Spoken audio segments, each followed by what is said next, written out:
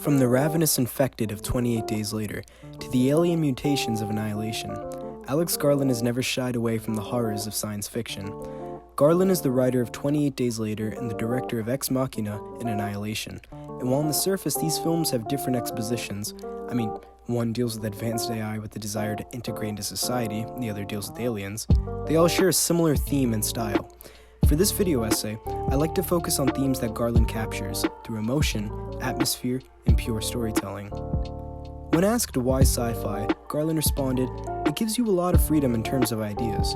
If you want to have a movie that contains ideas, I feel you don't need to smuggle them in.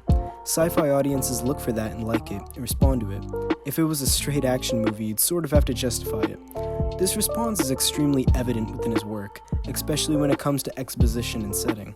28 Days Later, Ex Machina, and Annihilation set up the same eerie atmosphere and tone for the rest of the movie by simply showing, not telling. When Jim wakes from coma after 28 days since the outbreak began, he and the audiences are able to see the destruction and desertion of London. As he wanders the empty streets, we're able to piece together the events that have unfolded. In Ex Machina, when Caleb goes to Nathan's facility for the first time, his excitement turns into curiosity, which turns into hesitation. Nathan's facility isn't welcoming.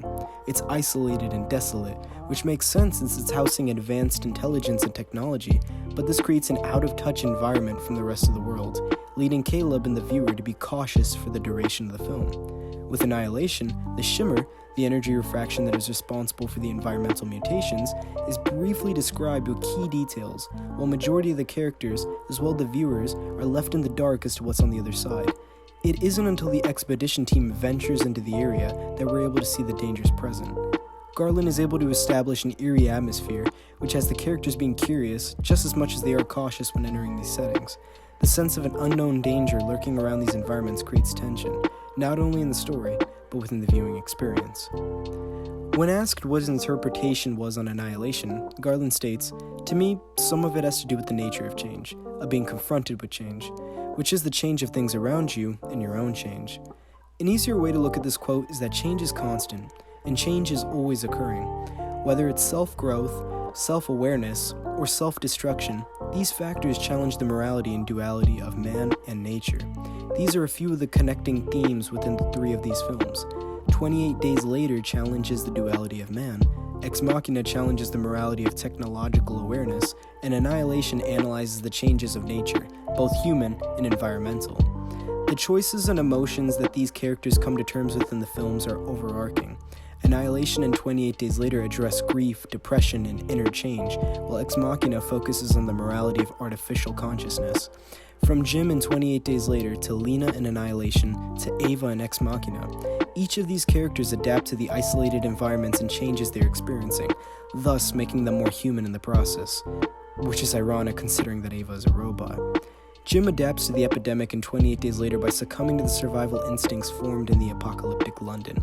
Lena, as well as a few other members on the expedition, are driven on their quest as a form of purpose, to channel their grief and manifest into something stronger, while their mental and physical states are changed by the nature around them.